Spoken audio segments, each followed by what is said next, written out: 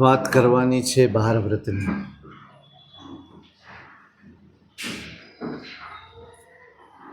પરમાત્માના શાસનને સમજ્યા હોઈએ, પરમાત્માનું શાસન હૈયે વસ્યું હોય અને આત્મા પ્રત્યે જો થોડીક પણ જાગૃતિ આવી હોય તો શ્રાવકને અવિરતિ ખટકે, આરાધકને અવિરતિ ખટકે. અનાદિકાળનું પરિભ્રમણ, કર્મબંધના જે મુખ્ય કારણો કયા છે, મિથ્યાત્વ, અવિરતિ, પ્રમાદ, કષાય યોગા, બંધ હેતવ. કર્મબંધ થવાના મુખ્ય કારણો કયા, જેનાથી સતત આપણા આત્મા ઉપર કર્મ વળગી રહ્યા છે. એક કારણ છે અવિરતિ.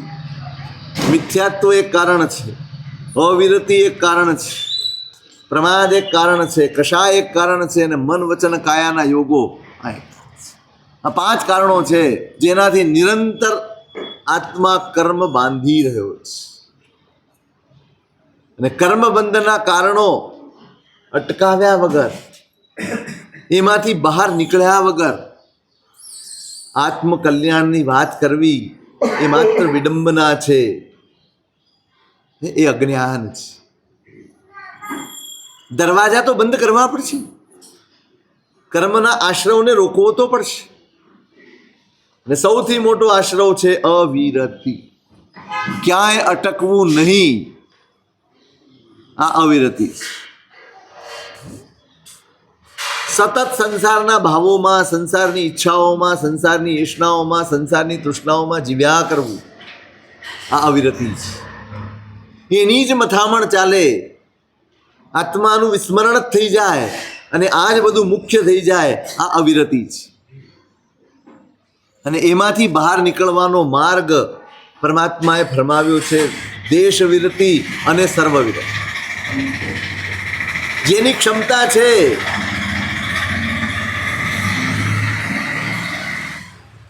અને જેની સમજણ છે, જેને હવે એમ લાગે છે કે નહીં, થઈ ગયું, બહુ થઈ ગયું, ઇનફ ઇઝ ઇનફ, હવે આ જ રખડપટ્ટીમાં નથી ચાલવું, હવે આ જ એક ધાર્યા જીવનમાં નથી જીવવું, હવે મારે તરી જવું, તો એના માટે સર્વવિરતિનો માર્ગ છે. પણ એટલી ક્ષમતા ન હોય, એટલી ભાવના ન પહોંચતી હોય, એટલું સામર્થ્ય ન પહોંચતું હોય, તો એ પણ વિરતિ ધર્મની આરાધના કરી શકે અને સર્વવિરતિ સુધી પહોંચી શકે. એના માટેનો માર્ગ પ્રભુએ બતાડ્યો દેશ વિરતિ. કદાચ સગળું એ ન છોડી શકાય તમારાથી, તો પણ એમાં સંક્ષેપ કરીને, એમાં અટકાવ લાવીને તમે તમારા પાપ કર્મને ઓછા તો કરી જ શકો, હળવા તો કરી જ શકો. અને એના માટે વ્રતનો માર્ગ બતાવ્યો. ગઈકાલ સુધી આપણે 5 અણુવ્રતની વાત કરી. એક સમ્યક્ત્વ વ્રત અને બીજા 5 અણુવ્રત. સમ્યક્ત્વ એ અનિવાર્ય છે, એ લીધા વગર વ્રત અંગીકાર કરી શકાતા નથી. એટલે સમ્યક દર્શન તો સ્વીકારવાનું જ. અને પછી 5 પ્રાણાતિપાત, મૃષાવાદ, અદત્તાદાન, મૈથુન અને હવે 3 ગુણ વ્રત અને 4 શિક્ષા વ્રતો, એની વાત થોડીક સમજી લઈએ. ગુણવ્રત એ એટલા માટે છે કે તમારા જે અણુવ્રતો તમે અંગીકાર કર્યા છે એને પોષણ મળે, એને સહાયક થાય, એ વિશુદ્ધ બને, એટલા માટે આ 3 ગુણવ્રતો છે. એમાં પહેલું છે દિક પરિમાણ વ્રત. ઘણા લોકો છે જેને પરદેશ જવાનું જ નથી, ઘણા છે જેનું કોઈ સગું વાલું પણ નથી અને એટલી શક્તિ પણ નથી કે પરદેશ ફરી શકાય, જરૂરિયાત પણ ન હોય. તમે નિયમ લઈ લો કે ભાઈ પરદેશ મારે હવે, મતલબ ભારતની બહાર મારે જવું, આ દિક પરિમાણ વ્રત. કદાચ તમારા સગા સંબંધી વાળા જે કંઈ પણ રહેતા હોય, અથવા ધારો કે પારિવારિક જરૂરિયાત છે કે સૌને ફરવા જવું છે, એક પરિમાણ નક્કી કરે, આટલાથી વધુ વખત બહાર જવું નહીં, આટલાથી વધુ વખત બહાર જવું નહીં. આવું પરિમાણ કરીને વ્રત અંગીકાર કરી શકાય. આ વ્રત થઈ ગયું. આમાં અઘરું, આમાં મેં ગઈકાલે કીધું છું એમ, વ્રત લેવાનો આવે ને એટલે તરત વિચાર આવે ક્યારેક જવું પડે તો. આમ સ્વપ્નમાં ન વિચાર હોય, પણ અચાનક વ્રત લેવાની વાત આવે, ક્યારેક જવું પડે તો કંઈ વાંધો નહીં.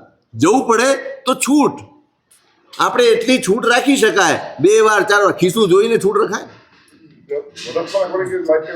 લાઈફ ટાઈમ રાખો તોય ચાલે, તો પણ ચાલે. લાઈફ ટાઈમમાં વાણિયા છે. આ તો દિવસમાં રાખો, વાંધો નહીં. દિવસમાં 2 વારથી વધારે ન જવું પડે, વાંધો નહીં. એટલી મર્યાદામાં તો આવશો. જો આટલી સંભાવના ક્યાંથી આવી? અત્યાર સુધી વિચાર હતો? હે, દર વર્ષે જઈશું એવો વિચાર હતો? નહોતો ને. વ્રતની વાત આવી એટલે આવી ગયું. આ મન છે ને બહુ ચાલાક છે. એ તમને ક્યાંક ને ક્યાંક લાવીને ઊભા કરી દે. હા, કદાચ આવું થાય તો અચાનક જ થવા માંડે. વાંધો નહીં, વર્ષમાં 1 વાર, વર્ષમાં 2 વાર. મૂળ મર્યાદા બાંધો. જે બિલકુલ અમર્યાદ જીવન છે એમાં આપણે બ્રેક મારીએ. એટલે આ દિગ્વ્રત થઈ ગયું. બસ આટલું જ છે. પરદેશ, ભારત બહાર, દરિયા પાર ન જવું, અથવા આટલી વારથી વધારે ને. આ દિગ પરિમાણ વ્રત થયું. હું માનું ત્યાં સુધી બહુ અઘરું નહીં લાગ્યું યાર. નહીં, આમ તો એકેય અઘરું નથી પરિગ્રહ સિવાય. 7મું વ્રત ભોગોપભોગ વિરમણ વ્રત. જે આપણને અઘરું પડે એવું જ છે. આપણી રહેણી કરણી, આપણી ખાણીપીણી, આપણા વ્યવહારો એ હિંસા પ્રધાન છે.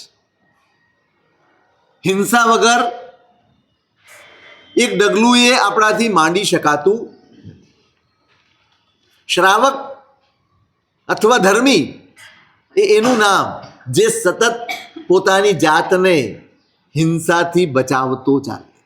એના પરિણામમાં અહિંસા વણાઈ ગઈ હોય, એના પરિણામમાં બીજાના સુખની ચિંતા વણાઈ ગઈ હોય, એને સતત એમ થાય ઓછામાં ઓછી હિંસા કરીને જીવી શકાય એવું સત્વ ફોરવવું છે, એવા પરિણામ કેળવવા છે. અને એના માટેનું આ વ્રત છે. ભોગોપભોગ પરિણામ. જે ભોગ અને ઉપભોગની સામગ્રી આપણે પામ્યા છે એ સામગ્રીનું પરિમાણ કરવું. આમાં 14 નિયમ આવે, 15 કર્માધાન આવે.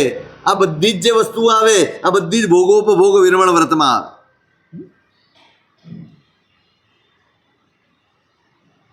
કેવા કેવા વ્યાપાર ધંધા ન કરવા. આજે ધારો કે તમે અહીંયા આવે ને પેલું ઇંગાલીવણ સાડી ભાડી ફોડી સુવજ્જય કમ્મમ વાણિજ્યમ ચેવ દંત લખરસ કેસ વિષ વિષય. અંગાર કર્મ, વન કર્મ, આ જે કર્મો છે બધા એનો આપણે ત્યાગ કરવાનો. એટલે કોળસા વગેરે બનાવવાના કારખાના હોય આપણા, અને એનો ધંધો હોય તો એનું હોય તો એને સીમિત કરવાનું જ, ન હોય તો એના પર ચખાણ કરવાનું. વન કર્મ એટલે જંગલ આખું ભાડે લઈ લે, પછી એના વૃક્ષ વગેરે કાપવાના, ફળ વગેરે લેવાના, આ વગેરે જે વ્યાપાર છે એ.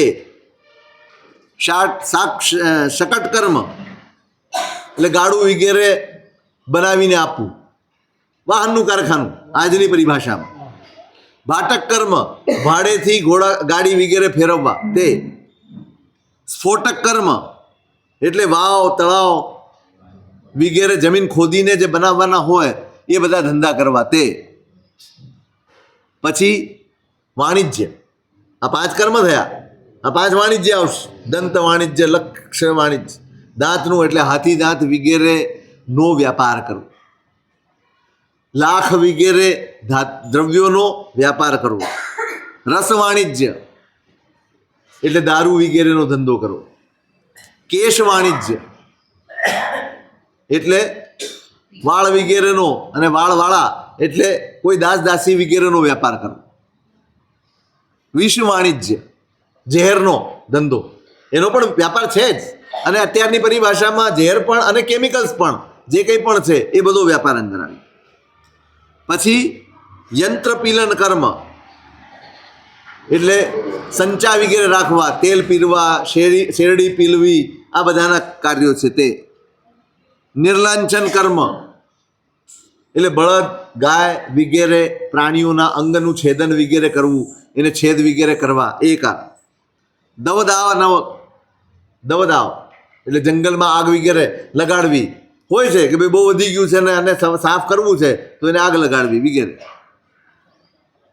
સરદહ તલાય સોસમ તળાવ સરોવર આ બધાને સૂકવી નાખવાનું કાર્ય.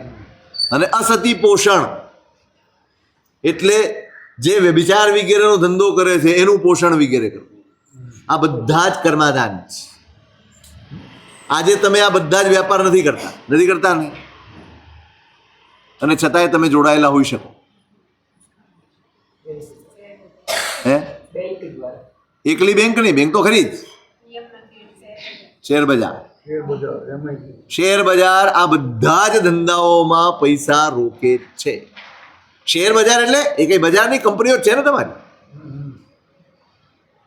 જે પણ કંપનીના શેર લો એ કંપનીઓ જ્યાં પણ એના પૈસાનું રોકાણ કરતી હોય, તમે ભલે ને 1 જ રૂપિયો આપ્યો હોય પણ એ રૂપિયો તમારો બધી જ કંપનીઓમાં એ જ્યાં જ્યાં પણ એનું રોકાણ કરતા હોય એ બધી જ જગ્યાએ તમારો રૂપિયો વપરાય. આપણને માત્ર આવક દેખાય છે. શેની આવક દેખાય છે?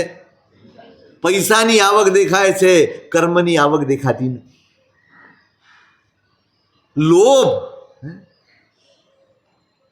લોભને સર્વ પાપનું મૂળ કેમ કહ્યું? લોભને પાપનો બાપ કેમ કહ્યો? એટલામાં એકવાર લોભ સવાર થઈ જાય ને માણસ બધું જ વિસરી જાય. કશું જેને દેખાય, આંખ સામે દેખાતું હોય કે બધા જ વ્યાપારોમાં આ કંપની બધા જ પૈસા રોકે છે પણ શેરનો બજાર ભાવ વધી રહ્યો છે એટલે આપણને તરત જ એમ થવાનું કે લઈ લઈએ. આપણે લઈ લેવાનું. તમે સીધા ઇન્વોલ્વ નથી પણ ઇનડાયરેક્ટલી આ બધા ધંધાઓની, આ બધા જ વ્યાપારો જે પાપ વ્યાપારો છે, હિંસક વ્યાપારો છે, જ્યાં પંચેન્દ્રિય જીવોની ઘોર હિંસા થઈ રહી છે, એવા વ્યાપારોમાં આડકતરી રીતે પણ આપણી સંમતિ એમાં જોડાઈ જાય છે. અને જેટલા પણ પાપ થાય એ બધાની અનુમોદનાનું પાપ આપણને લાગે. એટલે આ બધાનું કદાચ તમારું કોઈ હોય, ધારો કે તમે શેર લીધા હોય અથવા એ વ્યાપાર કરતા હો તો એટલી જૈણા રાખીને બને ત્યાં સુધી ઉપયોગ કરજો. બને ત્યાં સુધી જૈણા પાળજો. બને ત્યાં સુધી તપાસ કરજો કે કઈ કંપની ક્યાં પૈસા રોકે છે. ખબર તો પડે, બધી જ ખબર પડી શકે. તો ઓછામાં ઓછા દોષ લાગે કે ઓછામાં ઓછી હિંસામાં સહભાગી થઈ શકાય એવી જ જગ્યા શોધીને તમે એ કરતા જ હો. તો બાકી ખરેખર જો સત્વ ફોરવાયું હોય ને તો શેર બજારનો વ્યાપાર જ છોડ. પણ સાઈડ ઇન્કમ જોઈએ ને, હે સાઈડ ઇન્કમ જોઈએ. પોતાનો વ્યાપાર ચાલુ હોય, કારણ કે આમાં ક્યાંય બજારમાં જવાનું નથી. ફોન ખુલ્લો રાખવાનો છે થોડી વાર માટે. ભાવ તાલ ઊંચા નીચા થાય જોઈ લેવાના, રાજી થવાનું. જો સત્વ ફોરવાય તો બંધ જ કરી દે. મેં તમને એક દિવસ દાખલો ગયો સરદાર શહેરના પેલા શ્રાવકનો, તેરા પંથના. પ્રદેશનો આખો વ્યાપાર દરિયા વાટે થઈ રહ્યો છે અને અંદર ઉથલ પાથલ મચી છે. આટલી બધી હિંસા કરવાની શું આવશ્યકતા ખરી?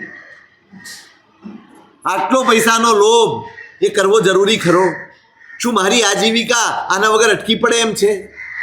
શું મારા પરિવારનું ભરણ પોષણ હું આના વગર ન જ કરી શકું? મથામણ જાગી, ધર્મ મંથન જગાડે. સમ્યક જ્ઞાન તમારી અંદર મથામણ જગાડે, મનોમંથન જગાડે કે હું જે કરી રહ્યો છું એ ખરેખર મારા ધર્મને અનુરૂપ છે. મને પૈસા ખર્ચવાનો, મેં વારંવાર અહીંયા કહ્યું છું, તમે સંપત્તિ ખર્ચો, તમે સન્માર્ગે સદવ્યય કરો, એ સારી વસ્તુ છે, પણ પાપ વ્યાપાર અટકાવવો એ એના કરતા વધુ મોટો ધર્મ છે. તમે લાખ રૂપિયા નહીં ખર્ચો તો ચાલશે, પણ ખોટા રસ્તે લાખ રૂપિયા નહીં કમાવો તો એ બહુ મોટો ધર્મ છે. અટકવાનું પાપ છે. ચિંતા આત્માના હિતની કરવાની જ. અને જેને ધર્મ સમજાયો છે, જેનું જ્ઞાન સમ્યક બન્યું છે, એને તો અંદરથી વલોપાત જાગવાનો જ. કોના માટે આટલા પાપ કરું? ભેગું હું કરીશ? પાપ 18 સેવીને, હું બોલ્યો હતો એક દિવસ સજ્જાઈની કડી, પાપ 18 સેવીને લાવે પૈસો એક, પાપના ભાગી કોઈ નહીં, ખાવા વાળા અને. તમે જે ભેગું કરશો, પેલા અંગુલી માળને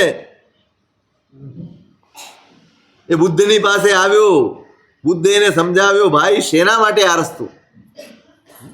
મારા પરિવારનું પોષણ કરવાનું છે. ભલા માણસ, પરિવારનું પોષણ, પણ આ રીતે, આ હિંસાના રસ્તે તું કેટલા પાપ બાંધે? તું જે કમાઈને જાય છે એને બધા ભોગવે છે, પણ આ તારા પાપ નાના, બધામાં બધા ભાગીદાર છે. પૂછી આવ તું. પૂછવા ગયો જ, બુદ્ધને કે ઊભા રહેજો, જતા નહીં. પૂછવા ગયો જ, હું આ બધું કરું છું એ ખોટું છે એટલું તો સમજાય જ છે, તમને પણ સમજાય છે, મને પણ સમજાય છે, એમાં તમે ભાગીદાર ખરા ને?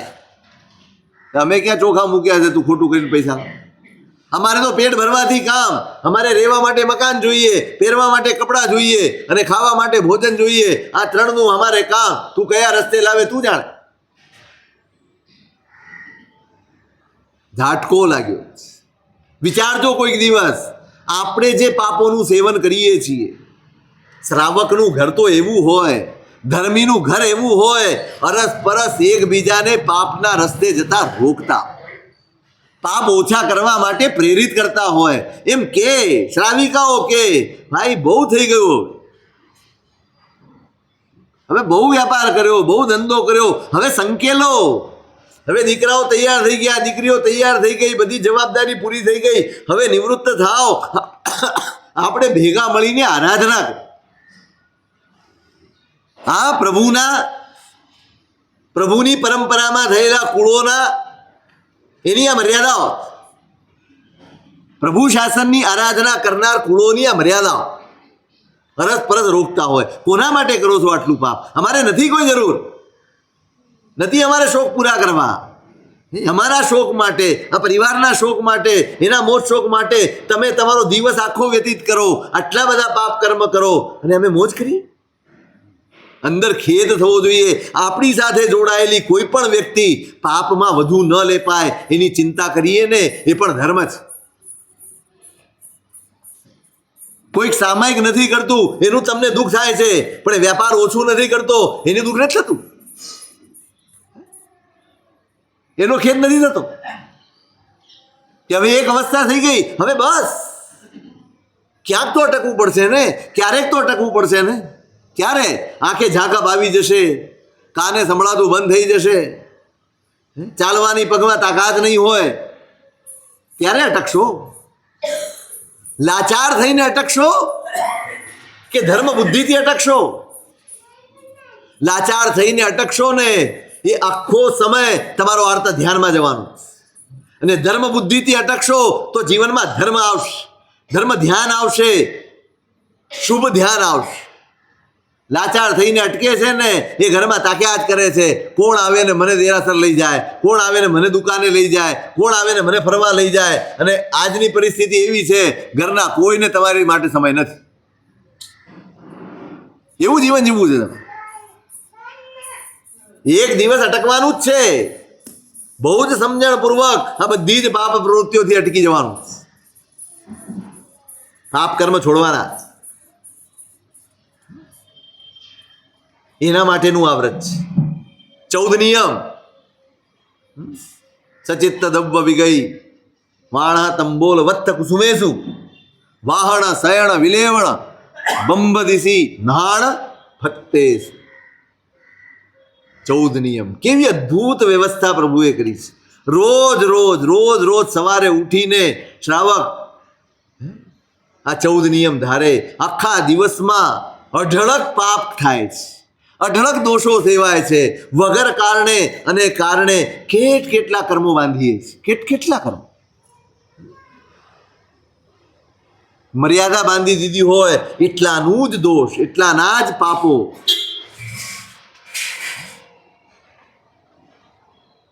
ઘણા બધા કરતા જ હશે અહીંયા 14 નિયમ, છતાંય સંક્ષેપમાં સમજાવી દઉં. પેલું સચિત્ત.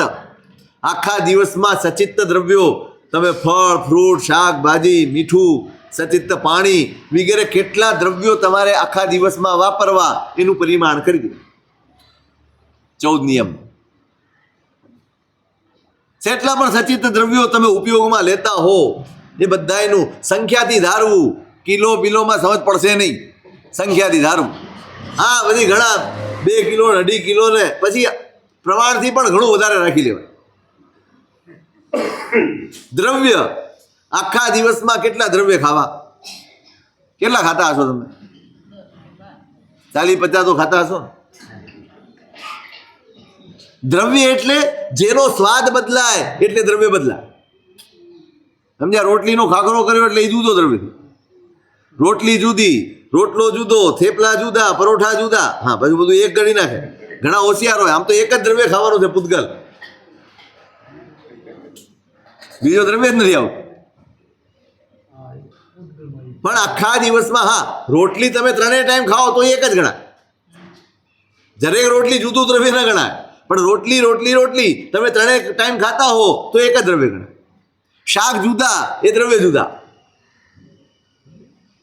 તો દ્રવ્યનું પરિમાણ કરવું કે ભાઈ આખા દિવસમાં 15 દ્રવ્યથી વધારે ન ખાવા. આ દ્રવ્ય વિગઈ કેટલી વિગઈ છે? કેટલી ખાવ છો રોજ?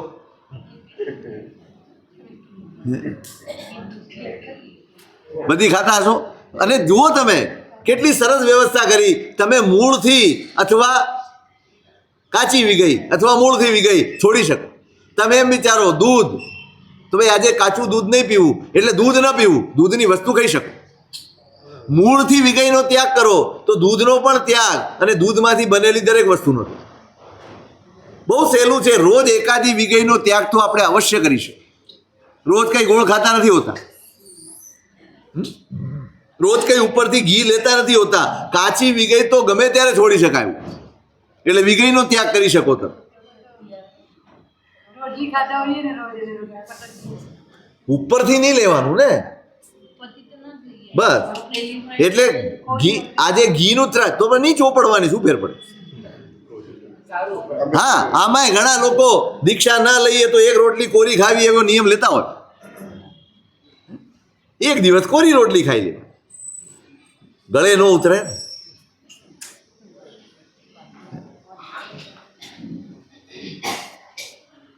વાણ એટલે ઉપાનત, પગના જોડા વગેરે. કેટલી જોડ પહેરો, કલર મેચિંગ હોય ને પાછું એમાંય મેચિંગ હોય. હો, આ લોકોને, તમારે ન હોય. તમારે તો પગમાં નાખીને હાલવા પડો.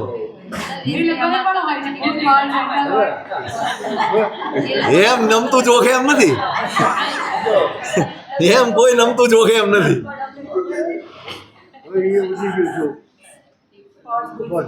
પણ કેટલી જોડ, જેટલી પણ તમારે આખા દિવસમાં રેગ્યુલર તમે વાપરતા હોય સિવાયની એકાદની છૂટ, કારણ કે કોકના પગમાં પહેરીને નીકળી ગયા હોય એ બી ઘણા ભૂલમાં. હો, એટલે એ આવ્યું. તંબોલ એટલે મુખવાસ. કેટલા દ્રવ્યો મુખવાસના આખા દિવસમાં વાપરવા. એ વસ્ત્ર, એમાં બધું આવી જાય. ટુવાલ, રૂમાલ, નેપકિન, તમારી વસ્ત્રની જોડ. કેટલા વસ્ત્રો આખા દિવસમાં તમે વાપરો એની સંખ્યા તમે નક્કી કરો. કુસુમેસુ એટલે સૂંઘવાની બધી વસ્તુઓ. કંઈ પણ તમે ઘીનો ડબ્બો આવે ને સૂંઘો તો એ 15 કિલોનું થાય. એટલે પ્રમાણ છે ને સંખ્યામાં રાખવું. કારણ કે ભૂલમાં કોઈક દિવસ, આપણને ટેવ હોય છે, ઘણા લોકોને ટેવ. તમે જોજો, અગરબત્તી લાવો ને દેરાસરમાં કરવા તો સીધી સૂંઘવા જોઈએ. કોઈ દિવસ સૂંઘાય નહીં. સૂંઘો એટલે દેરાસર મકરાય મૂકી દેવાની, પછી ઘરે લગાડવાની તમારી આગળ, પરમાત્મા આગળ તો લગાડાય. એટલે સૂંઘવાનું કોઈ પણ દ્રવ્ય જે સૂંઘો તે દ્રવ્યની સંખ્યા, એટલે કુલ સંખ્યા નક્કી કરવાની કે આટલી વસ્તુઓ મારે. હવે તમે અત્યારની દુકાને જઈને ઉભા રહો તો વાહન આખા દિવસમાં કેટલા વાહન, તો એમાં સંખ્યામાં શું, તમારા ઘર અને દુકાનમાં જે ઉપયોગમાં આવે એની છૂટ અને એ સિવાયના કેટલા એનું પરિમાણ નક્કી કરી લેવાનું. શયન એટલે સુવા બેસવાની વસ્તુઓ, પથારી, સોફા, ટેબલ, ખુરશી, એમાં સંખ્યા ન ધારવી. તમારા ઘર અને તમારી દુકાન એટલાની તો કાયમ માટે તમારે છૂટ રાખવાની. જે પણ સાધન હોય એના, એ સિવાયના જ્યાં પણ તમારે જવાનું હોય એવી 2, 5, 7 જગ્યાએની છૂટ રાખી અને બાકીની જૈના કરી દેવા. વિલેપન, અત્યારે તો ખાસ જરૂર પડે વિલેપન. કેટલી જાતનું બધું ચોપડવામાં આવે, બગલનું જુદું, છાતીનું જુદું, માથાનું જુદું ને મોઢાનું જુદું, કઈ હોય બધું. બામ, વિક્સ, બધું ક્રીમ, લોશન, જે કંઈ પણ તમે લગાડતા હો એ બધી જ વસ્તુઓનું પરિમાણ. આમાં ક્યાંય એમ નથી કીધું કે 3 જ રાખજો કે 2 રાખજો, પણ રાખજો એક પરિમાણ. બંબદિસી નાણ ભત્તેસુ, બ્રહ્મચર્ય, દિવસનું રાત્રિનું જે પણ રીતે તમને અનુકૂળ હોય. દિશા, હવે દિક પરિમાણ વ્રત લીધું કે ભાઈ પરદેશ નથી જવું, એ એક મોટું વ્રત થઈ ગયું. પણ રોજે રોજ, હવે તમારે રોજે કંઈ બહારગામ જવાની જરૂર નથી. તમે નક્કી કરો કે અમદાવાદથી બહાર મારે જવું. તમને ખબર હોય સવારે લગભગ આવી ઇમરજન્સી આવે એની વાત જુદી છે કે ભાઈ કોઈ અચાનક એવી કોઈ ઘટના બને, કોઈક એવી દુર્ઘટના બને અને તમારે નીકળવું પડે, તો એની જૈણા હોય એનું પ્રાયશ્ચિત લઈ લેવાય. પણ ધારો કે હું 4 દિશામાં, કાં તો દિશામાં નક્કી કરો કે ભાઈ 100 કિલોમીટરથી વધારે જવું નહીં, અથવા અમદાવાદની બહાર જવું નહીં, આવું પણ નક્કી કરી શકો. આ રોજનું થયું. પછી સ્નાન, નાહવું ધોવું અને હાથ પગ મોઢું, એક લઘુ સ્નાન અને એક મોટું સ્નાન, એ આખા દિવસમાં કેટલી વાર કરવા એની સંખ્યા નક્કી કરવા. ભત્ત, ભાત, પાણી વગેરે જે કંઈ પણ આપણે ઉપયોગમાં લેતા હોઈએ ખાવામાં, ત્યાં વજનથી ગણવાનું છે. હવે ખાઈને કેટલું, 10 કિલો, કારણ કે એમાં પાણી પણ આવે, એટલે પાણીનું પણ પ્રમાણ તમારે નક્કી કરવું. જે પણ ઉપયોગમાં લેતા હો કે ભાઈ 5 ડોલ, કારણ કે નાહવામાં, ધોવામાં, દરેકમાં તમારે વસ્તુ ઉપયોગમાં લેવાની. ખાવાનું તો બરાબર છે કે તમે નક્કી કરો કે ભાઈ 1 કિલોથી વધારે ન ખાવું, તો એથી વધારે તમે ખાઈ શકવાના પણ નથી આખા દિવસમાં. અને બાકી પાણીનું તો આ ભત્ત.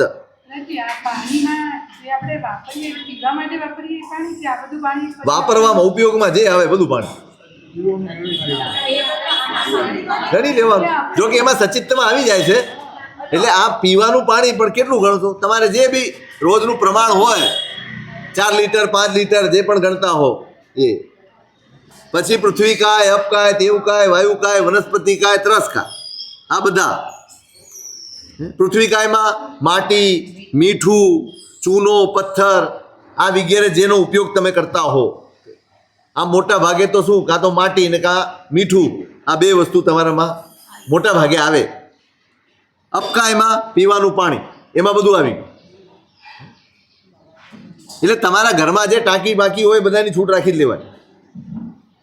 તેવું કાંઈ પંખા, લાઇટ, એસી, ગીઝર, હીટર, જે કંઈ પણ સાધનો તમારા ઘરમાં ઇલેક્ટ્રોનિક તરીકે વપરાતા હોય એ બધા જ તેવું કાંઈના સાધનોને એમાં ગણી દેવા. એટલે ઘર અને દુકાન એની તમે છૂટ રાખી શકો.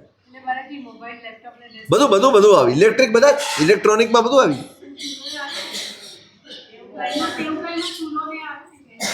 હા, એ બધું જેટલું પણ અગ્નિકાય, ઇલેક્ટ્રોનિક, અગ્નિકાય, હા અગ્નિ પણ સાધને સામેલ કરવાની. અગ્નિકાય પણ બધું આવી ગયું. ચૂલા પેટાવાના, અને કોઈ પીતું હોય તો. વાયુકાયમાં પંખો વગેરે બધું આવે. પેલું તેવું કાય તરીકે પણ આવે પંખો, અને વાયુકાય તરીકે પણ પંખો, એસી, આ બધું એની અંદર આવે. જો આવે જ ને ભાઈ, વાયુકાય તો. અને વનસ્પતિમાં ફળ, શાકભાજી, આ તે જે કંઈ પણ સચિત વનસ્પતિનો ઉપયોગ આપણે કરીએ તે. અને ત્રસકાય, એનું તો પેલા પ્રાણાતિપાતમાં પચકાણ લીધેલા જ છે, નિરપરાધી જીવોને મારવા નહીં. પછી અસી, મસી અને કૃષિ. અસી એટલે ચપ્પુ, તલવાર વગેરે જે સાધનો છે એ સાધનોનું પરિમાણ, કે ભાઈ મારા ઘરના અને મારી ઓફિસ કે દુકાનમાં જેટલા પણ સાધનો વપરાતા હોય એટલાની છૂટ, બાકીનું બધું બંધ. મસી એટલે પેન પેન્સિલ વગેરે એ, અને કૃષિ એટલે કોષ કુહાડા પાવડા, એ તો આપણે કંઈ વાપરતા નથી કારણ કે આપણી પાસે ખેતી છે નહીં, એટલે એને બંધ કરી શકાય. આ થયું સાતમું ભોગોપભોગ વિરમણ. થોડુંક વિસ્તાર છે એટલે તમે મૂંઝાઓ, પણ બાકી મૂંઝાવા જેવું 22 અભક્ષ્ય 32 અનંતકાય આ બધું એની અંદર આવે. અભક્ષ્ય વસ્તુઓ ખાવી પીવી આ બધી વસ્તુઓ પણ આની અંદર, અનંતકાયની વસ્તુઓ જે તમે અતિચારમાં બોલો છો, આદુ મૂળા ગાજર આ બધા જે નામો બોલો છો, એ બધી જ વસ્તુઓનો ત્યાગ. ઔષધ તરીકે જે કંઈ પણ આપણે ઉપયોગ કરતા હોઈએ એ વસ્તુની છૂટ રાખીને બાકીનું બધું જ બંધ કરી દે. ખ્યાલ આવી ગયો? પછી 8મું અનર્થ દંડ. કોઈ પ્રયોજન વગર કર્મ બાંધવા એનું નામ અનર્થ દંડ છે. એક અર્થદંડ છે, એક અનર્થ દંડ છે. તમારે ચૂલો પેટાવવો પડે એ અર્થદંડ છે, પણ ફટાકડો ફોડો એ અનર્થ દંડ છે. કાંડી દીવાસળીનો ઉપયોગ તો બંનેમાં કરવાનો છે, પણ એક અર્થદંડ છે, એક અનર્થ દંડ. એટલે અનર્થ દંડ એટલે જે પ્રવૃત્તિમાં પ્રયોજન વગર, એવી કોઈ અનિવાર્ય આવશ્યકતા વગર, મને એમ કહો આખા દિવસમાં જે કામ, ટીવી જોવાનું કામ અનિવાર્ય ખરું?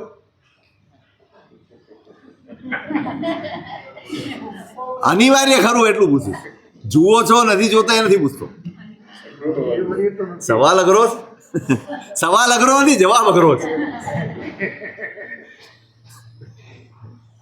અનિવાર્ય કે ભાઈ હવે આના વગર ચાલે એવું જ નથી. હા, તમારે કોમ્પ્યુટર ઉપર બેસીને તમારે ઓનલાઈન ક્લાસીસ કરવાના છે તો એ જરૂરી ગણ, પણ તમારે ગેમ ખેલવી હોય તો એ જરૂરી ન ગણાય. તમારે સિરિયલ જોવી હોય, પિક્ચર જોવી હોય તો એ કંઈ અનિવાર્ય ન ગણાય કે એના વગર તમારી જિંદગી કાંઈ ઉથલ પાથલ થઈ જાય.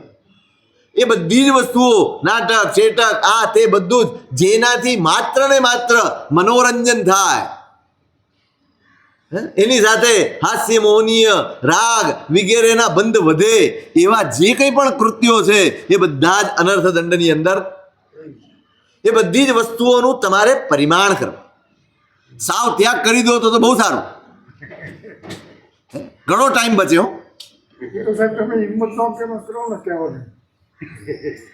અરે હિંમત કહેવાની હિંમત કરીએ ત્યારે ને જ્યારે તમે કંઈક કરવાની હિંમત કરો. એટલે સમજણપૂર્વક તમે અત્યારે પરિમાણ કરો અને પછી ત્યાગ કરો. એક સાથે છોડવાની વાત કરવીને એ પણ મૂર્ખતા છે, કારણ કે આપણું સત્વ નથી હોતું. હા, ઉલ્લાસમાં આવી જાઓ, ઉત્સાહમાં આવી જાઓ, હા સાહેબ હું કરી નાખીશ, નહીં. ક્યારેય ગમે તેટલું તમારે મન હોય ને તો પણ એક મર્યાદા રાખીને તમારે નિયમ લેવા, કારણ કે ક્યારે મન ચંચલ થાય, ક્યારે પરિસ્થિતિ બદલાય, અને તે વખતે પછી જે આર્ત ધ્યાન થાય ને એ બહુ ખરાબ. એટલે પહેલા પોતાની જાતને અંદરથી તૈયાર કરવી કે હું કેટલી મૂવી જોઈએ, આખા વર્ષમાં કેટલી મૂવી જુઓ તો આમ તમને સંતોષ થાય, કેટલી સિરિયલ જુઓ તો તમને સંતોષ થાય, કેટલા કલાક ટીવી જુઓ તો તમને સંતોષ થાય, કેટલા કલાક મોબાઈલ જુઓ તો તમને સંતોષ થાય. પરિમાણ. આ બધા અનર્થ દંડો છે. તમે એકવાર એની અંદર ઉતરો, તમે વિચારજો, ક્યારેક બહુ વિવેકપૂર્વક વિચારજો કે એક સમાચાર જેવી વસ્તુ જોતા હોઈએ, એકાદી સિરિયલ જેવી વસ્તુ આપણે જોતા હોઈએ, કે કંઈ પણ મેસેજો આપણે વાંચતા હોઈએ, કેટલા રાગ દ્વેષ વગેરેના ભાવોમાંથી આપણે પસાર થતા હોઈએ છીએ, આપણને ખબર નથી. તમે અડધો કલાકના સમાચાર જુઓ, ક્યાંયના પણ સમાચાર હોય, તમારા ઘરની બહારના કોઈ પણ સમાચાર એ તમારા માટે નકામા છે. કામના ખરા સાહેબ? અપડેટ રહેવું પડે ને. શેનાથી અપડેટ રહેવું પડે? કંઈ આપણી ઉપર બમ પડવાનો નથી, આપણી ઉપર કંઈ આફત આવવાની નથી. હા, તમે જાણો શો કે કોઈ જરૂરી વસ્તુ હોય ને તમે જાણો, પણ એક જરૂરી જોવા માટે તમારે અડધો કલાક સુધી બિનજરૂરી વસ્તુઓ જોવી પડે અને એમાં રાગ દ્વેષ કરવાના. આ આવી ગયો, આ ટ્રમ્પ આવી ગયો, બહુ નકામું થયું. આ ફલાણો આવ્યો હોય સારું થયું. તમારે શું લેવા દે? એવી કેટલીય બાબતો છે જેના લીધે આપણે વગર લેવા દેવાય કર્મો બાંધી લેતા હોય, અને એ કર્મ બંધને અટકાવવા માટેનું આ વ્રત છે અનર્થ દંડ વિરમણ.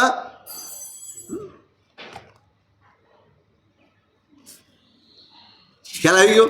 એટલે આ બધા જ નિયમનો એમાં બધું જ આવી ગયું. હરવા ફરવાનું આવી જાય. ગમે ત્યાં હરવા ફરવા જવું, બગીચામાં જવું, પાંદડા તોડવા, આ તે કોઈ કારણ વગરના પાપ ન કરવા. બહુ ફર્યા, દેવલોકમાં ફરી આવ્યા છો, હવે ક્યાં ફરવું? એનાથી વધારે સારું આ દુનિયામાં ક્યાંય નથી.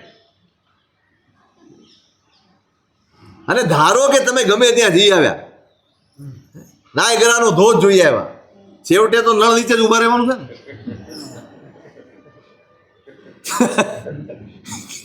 ક્યાં ઉભા રહેવાનું? તમારે તો એ જ ચકલી ખોલવાની છે ને પાણી ન આવે તો ઠપકારવાનો છે નળને. કેટલો ખબર ના પડે, ડિપ્રેશન આવે.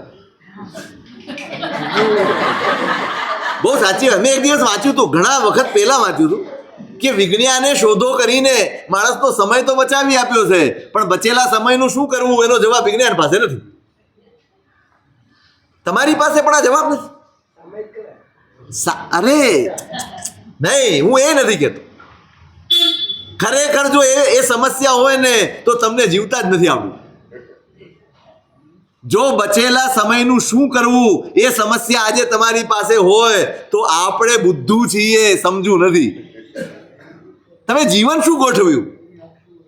ચાલો હું એમ કહું સાહેબ તમને, કાલે દવાખાનું બંધ થાય શું કરશું? એમ નહીં, શું કરશો? કાલ દવાખાનું બંધ થઈ જાય, આપણે સંઘમાંથી નિવૃત્ત થઈ ગયા હોઈએ, કોઈ સંસ્થામાં પણ કાર્યકર તરીકે નહીં હોઈએ, શું કરશો? જીવન તમે બરાબર સમજો. તમે તમારી આજીવિકાની વ્યવસ્થા જેટલી કરો છો એના 1% જેટલી પણ તમારા જીવનની વ્યવસ્થા તમે ગોઠવતા નથી. મેં એકવાર કહ્યું હતું તમને, જીવન વ્યવસ્થા તરફ જે બેદરકાર છે એને છેલ્લે એનો સમય સતત ને સતત ઉદ્વેગમાં, ખેદમાં, ક્લેશમાં અને સંક્લેશમાં જ ગુજારવો પડે છે. અને એવો ખેદ, એવો ઉદ્વેગ જેને સાંભળનાર પણ કોઈ નથી હોતું, જેની તરફ નજર કરનાર પણ કોઈ નથી હોતું. એકલા બેસીને અંદરથી અફસોસ કર્યા કરવું એની જિંદગીનું છેલ્લું પરિણામ હોય, છેલ્લું પરિણામ હોય. અફસોસ કરી નાખી જિંદગી પસાર કરવી, મનમાં સંતાપ કરવો, હૈયા બળતરા કરવી, અને કોઈ પણ આવે તો એની આગળ સતત ફરિયાદ કરવી, આ જીવનનું પરિણામ છેલ્લું. જેને જીવન જ નથી ગોઠવ્યું, અત્યારથી તૈયારી કરો ભાઈ, ક્યારે અટકશો નક્કી નથી. આ તો તમે 75 કામ કરો, બાકી 45 ઘોડા દુખે, ડોક્ટરો ખેંચાવે છે, હજી હમણાં ઓપરેશન નથી કરવાનું, ચલાતું નથી, ફરાતું નથી, કાંઈ નથી થતું. આ શરીર જ્યારે અટકશે ને ત્યારે તમારી સમાધિ ટકે, તમે સ્વસ્થ રહી શકો એવી એક પણ ટેવ તમે પાડી નથી. મેં ઘણાને પૂછીએ, ભાઈ કંઈક વાંચન કરે છે, કંઈક ચિંતન કરવાની ટેવ પાડી છે, કંઈક એકાંતમાં બેસીને મંથન કરવાની, સાહેબ કંટાળો આવે.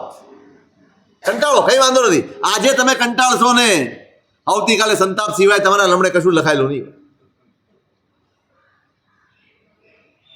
જીવન વિશે ગંભીર થાઓ ભાઈ. તમારા શરીરના ઇન્સ્યોરન્સ કરાવી લીધા તમે, દરેકના ઘરના દરેક સભ્યોના ઇન્સ્યોરન્સ છે તમારી પાસે. આગ લાગી જાય તો ઇન્સ્યોરન્સ છે, એક્સિડન્ટ થાય તો ઇન્સ્યોરન્સ છે, તબિયત બગડે તો ઇન્સ્યોરન્સ છે, પણ આ મગજ બગડે એનું ઇન્સ્યોરન્સ છે?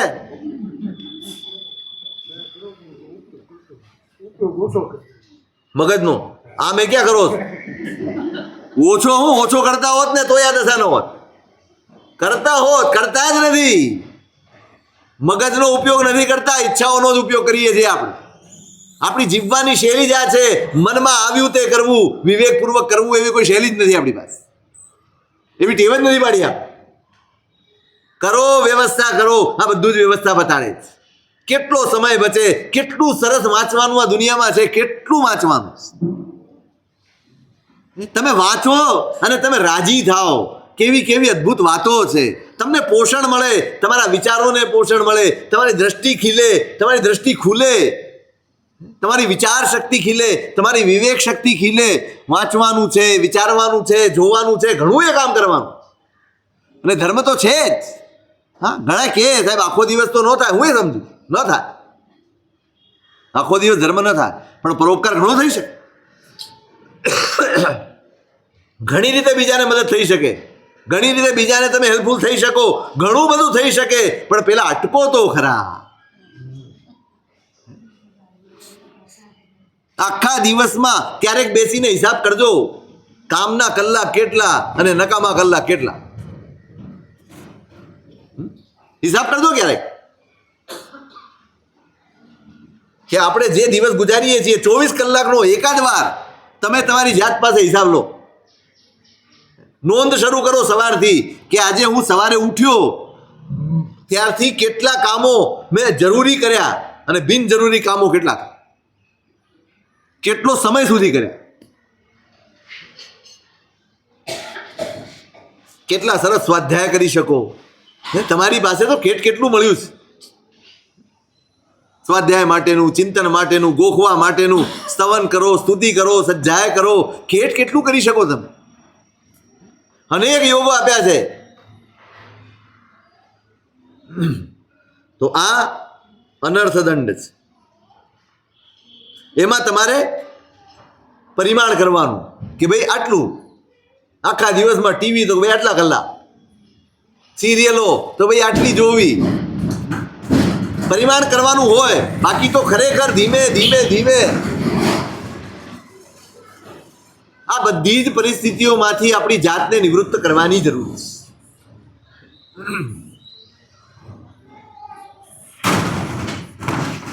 નવમું સામાયિક વ્રત, સૌથી સહેલું વ્રત. વરસમાં આટલા સામાયિક કરીશ, આટલું લો એટલે સામાયિક વ્રત થઈ. બોલો સહેલું કે અઘરું? બસ તમે નિયમ કરો મહિનામાં. હવે આમાં મહિનામાં કરશો વર્ષ?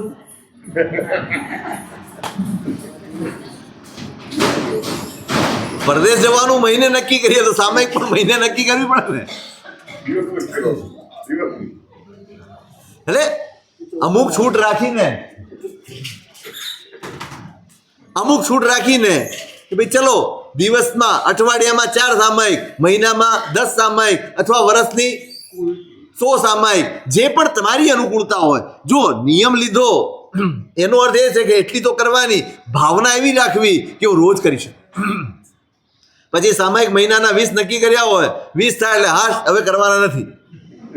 નહીં, ખરેખર કહું છું, આવી બુદ્ધિ ક્યારેય કેળવતા નહીં. આ બહુમાન નથી.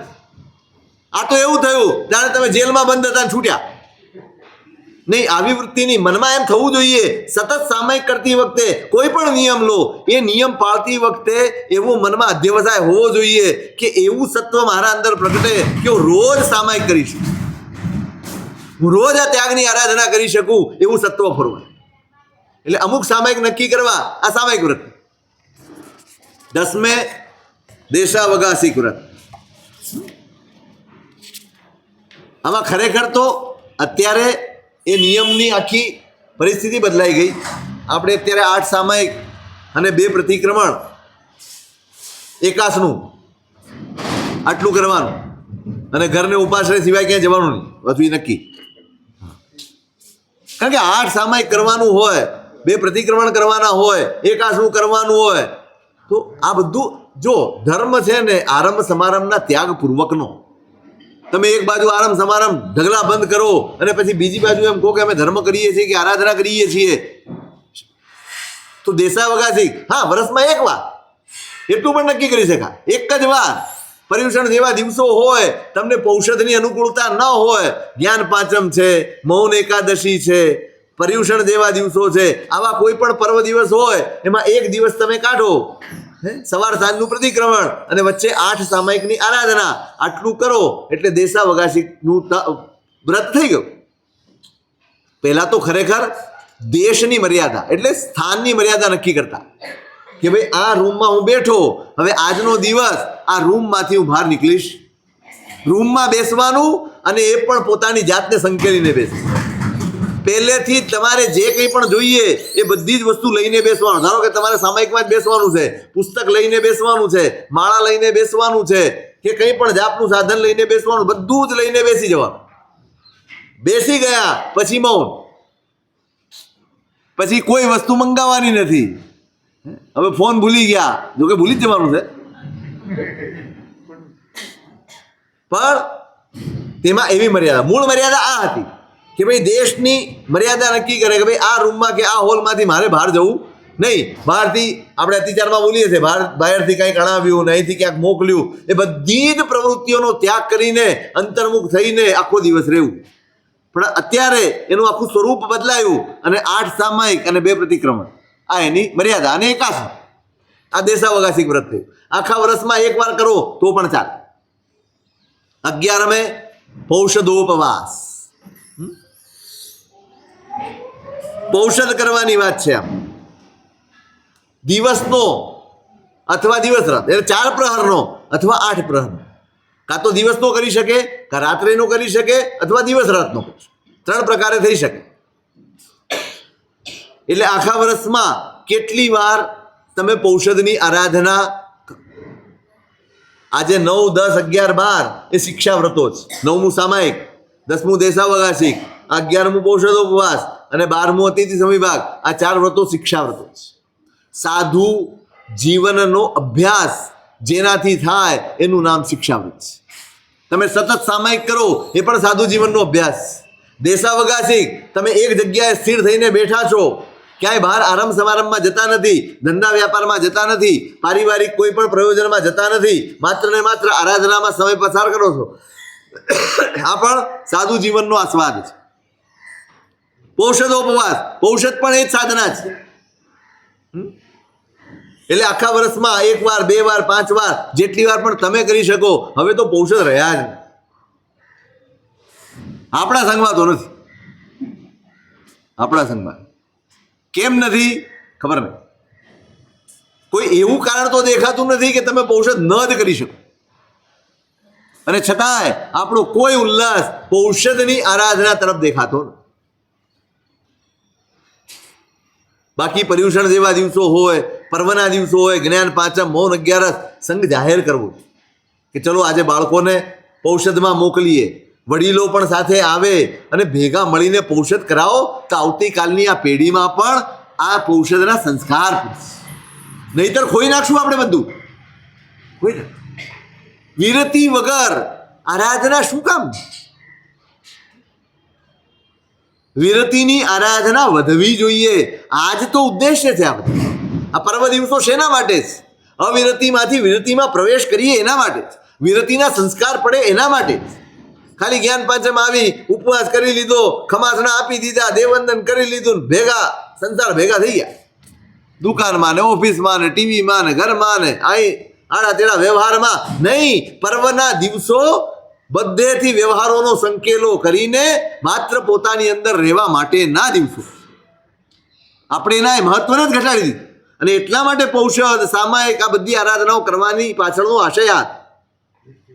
મૌન એકાદશીમાં કેમ આ બધા ચૂપ રહે, માળા કે નો ગણ? મૌન એકાદશી એટલે મૌન રહેવા માટેની એકાદશી. આપણે જે અર્થઘટન જ જુદા થઈ ગયા. બસ મૌન એકાદશી એટલે આજે મૌન રાખવાનું. અરે નહીં ભાઈ, મૌન એકાદશીમાં એવું હોય, સવારથી ઉઠીને આ બધી આરાધના કરવાની હોય, પ્રતિક્રમણ કરવાના હોય, દેવવંદન કરવાના હોય, દેરાસરમાં પરમાત્માની પૂજા કરવાની હોય, 150 કલ્યાણકની 150 માળા ગણવાની હોય, અને એ પછી પચકાણ પાડવાનું હોય. હવે 150 માળા ગણીને જો શાંતિથી ગણે, તું ચાલ મેં આયામાં તો ફટાફટ થઈ જાય. પણ આરાધક ભાવે કરવાની હોય ને તો લગભગ આખો દિવસ એનો મૌન પૂરો. કારણ કે ત્યાં સુધી બોલાય નહીં. 150 માળા પૂરી થાય નહીં ત્યાં સુધી કશું બોલાય. એટલે મૌન એકાદશી.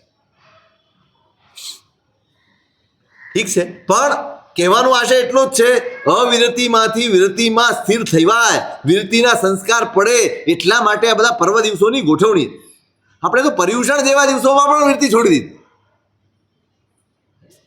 તો પૌષધોપવાસ, દિવસનો, રાત્રિનો અથવા 8 પ્રહરનો, કોઈ પણ જેટલી પણ અનુકૂળતા હોય એટલા પૌષધનો આખા વર્ષમાં આટલા કરાય, એનો નિયમ લેવો, એ પૌષધ ઉપવાસ છે. અને પછી છેલ્લું અતિથિ સમવિભાગ. આમાં 8 પ્રહરનો પૌષધ અનિવાર્ય. પૌષધ કરવાનો, ઉપવાસ કરવાનો, બીજે દિવસે ઠામ ચોવિયાર એકાસનું કરવાનું. એટલે એકાસનું કરીએ ત્યારે જ પાણી વગેરે, અને ગુરુ ભગવંતને વહોરાવીને જે ગુરુ ભગવંતે વહોર્યું હોય એ જ વસ્તુથી પારણું કરવાનું. ઘણીવાર સંઘમાં આવું એકાદ આયોજન, ઘણા બધા વ્રતવાળા હોય છે કે ભાઈ અતિથિ સમવિભાગ વ્રત હોય એવા 5, 10, 25 જણાને તો બધા ભેગા થઈને એક દિવસે કરી લે, સમૂહમાં જ કરી લે. એટલે એનું એકાસનું પણ સમૂહમાં થાય. એટલે બધા એનું, એટલે ગુરુ ભગવંતને એક જગ્યાએ બોલાવો, કારણ કે સ્વાભાવિક છે, હવે અમારી જેમ એકાદ 2 ઠાણા હોય અને તમે 10 જણા 10 ઘરે કરી લો અતિથિ સમવિભાગ, અમારું તો બધું પૂરું થઈ જાય. પછી આ ઓરવાનું, તે ઓરવાનું, ફલાણું ઢીકણું. ખરેખર સાચી રીતે આરાધના કરવાની જરૂર છે. એકાદ વાર ગુરુ ભગવાનને બોલાવવાના, જે 2 દ્રવ્ય વોર્યા હોય વાપરી લેવાનું, પૂરું થઈ ગયું. એક દિવસ તો કરવાનું. જો કે ખબર પડે એટલે રજા આપી જ દે, કારણ કે અમારાથી વપરાયું હોય નહીં. એટલે અમે કહીએ કે ભાઈ તમે વાપરજો, પણ અમે આટલું બોલીશું. તો આ એક આરાધના છે, પૌષધો, અતિથિ સમવિભાગ. કદાચ તમારે ત્યાં સાધુઓના સંયોગ ઘણી જગ્યાએ નથી મળતા, તો શ્રાવકને પણ બોલાવીને એને પણ, એનું પણ અતિથિ સમવિભાગ કરીને તમે એનું પાલન કરી શકો. એટલે આ મોટા ભાગે જ્યારે પણ ગુરુ ભગવંતો હોય, જ્ઞાન પાંચમ જેવા દિવસો હોય, મૌન એકાદશી જેવા દિવસો હોય કે પર્યુષણ જેવા દિવસો હોય, તે એવામાં શ્રાવકો ભેગા થઈને આરાધના કરી લેતા હોય અને સૌથી સહેલું પડે. એટલે આ થયું 12મું અતિથિ સમવિભાગ. વર્ષમાં એકાદ વાર, 2 વાર, 5 વાર, જેટલી પણ ક્ષમતા હોય, શક્તિ હોય, એ રીતે તમે એનું આરાધન કરશો. આ 12 વ્રતની વાત થઈ.